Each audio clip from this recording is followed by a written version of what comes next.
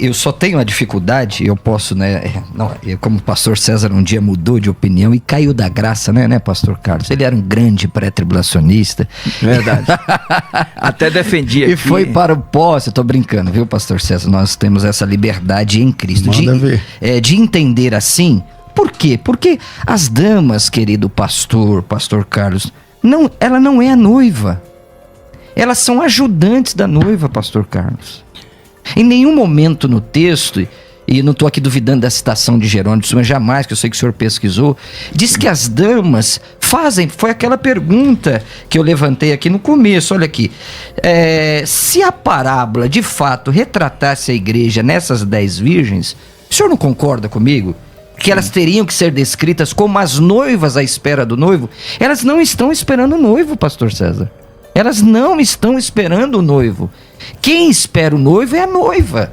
Elas são apenas convidadas, elas são pessoas que estão ali, vamos dizer, unidas para levar a noiva ao encontro do noivo. Essa é a minha dificuldade com esse texto, pastor César. Em nenhum momento em Mateus capítulo 25, essas moças são chamadas de noiva.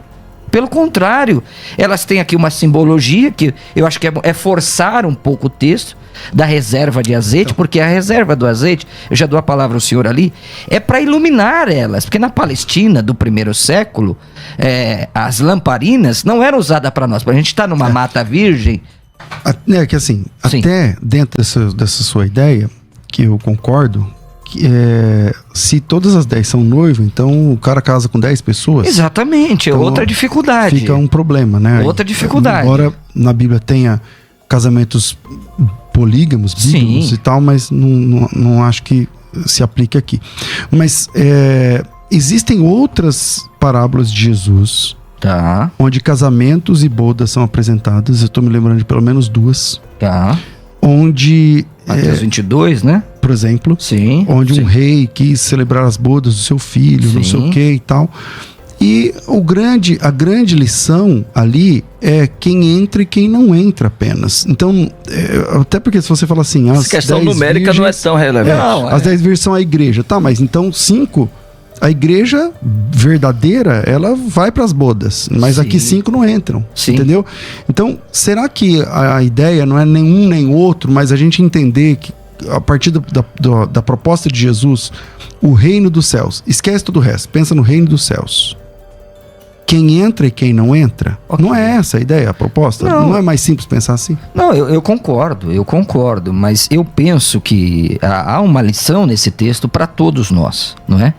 Que é a principal, é estar preparado para a chegada iminente do noivo. Ele vem a qualquer momento, não é? Tanto que as virgens imprudentes, ou as nécias, foram, abre aspas, pegas de surpresa e tentaram gritar, né? Gritaram com as noivas prudentes, dá-nos do seu azeite, né? Tem coisas na vida que a gente não pode emprestar, né, pastor Carlos? Não. Algumas coisas nós podemos emprestar, outras a gente não pode, né? É verdade. Não tem como o senhor emprestar a sua santidade, não tem como o pastor César me emprestar a vida de oração, de piedade dele, né?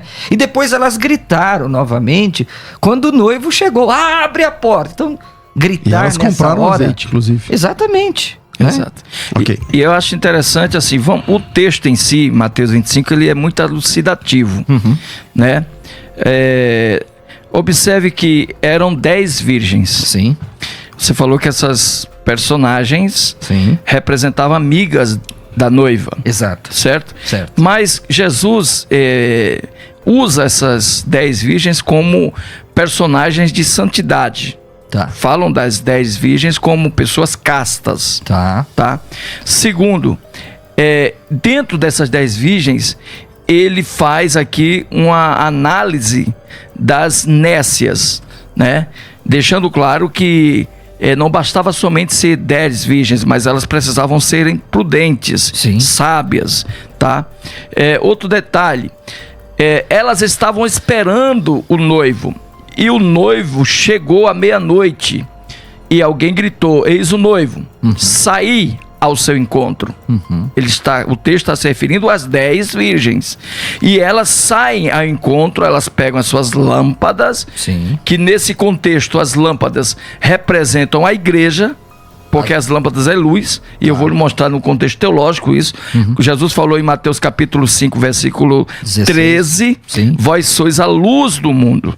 E há outros textos que podemos ver a igreja como luz. Israel não é citado no Novo Testamento como luz. A igreja é citada como luz do mundo, tá? Como a luz dos homens. E aqui a gente encontra a figura do azeite. Tudo bem que uma parábola não permite que a gente, não é tão flexível a ponto da gente usar as figuras de linguagem, né, já que ela tem a ver com um conteúdo que trate de algo objetivo próprio. Porém, quando fala aqui do azeite, eu entendo que no Novo Testamento também encontro textos que tratam o azeite como a presença do Espírito Santo, tá? E também no Antigo Testamento. Por exemplo, capítulo 10, versículo 1 de Samuel, né? Quando Samuel ungiu a Saul, o texto fala, e o Espírito entrou nele. No batismo de Davi, quando Davi recebeu o batismo, ou melhor, na unção de Davi, quando Davi recebeu a unção, perdão, o Espírito também desceu sobre ele, e isto também está inserido com Cristo. Capítulo 60 de Isaías, versículo 1, diz assim, o Espírito do Senhor sobre mim, o qual me ungiu, falando do óleo. Tá? E podemos encontrar esse contexto também no Novo Testamento. Então tudo isso remete ao quê, pastor César? A igreja. Tudo isso está conectado com o quê? Com a igreja. Há muitos elementos aqui, reverendo Marcelo, que nos leva a ver a igreja nesse texto de Mateus 25. Agora, eu me esforço, reverendo, mas eu não consigo achar elementos para achar Israel. O que eu encontro no Novo Testamento... usando a minha palavra contra mim, viu, pastor? Esse pastor Carlos é terrível, viu? O que eu encontro são elementos no Novo Testamento do Israel que foi rejeitado por Deus pela sua incredulidade, né? E um último texto para me concluir a minha fala é Efésios capítulo 5, versículo 25, né? Tá. Vós, marido, amai as vossas mulheres como Cristo amou a igreja e morreu por ela, pela noiva, se deu pela noiva, né? E aí você vê que o marido ama a mulher, Cristo amou a igreja, é todo um contexto conjugal, noivo, marido e noiva.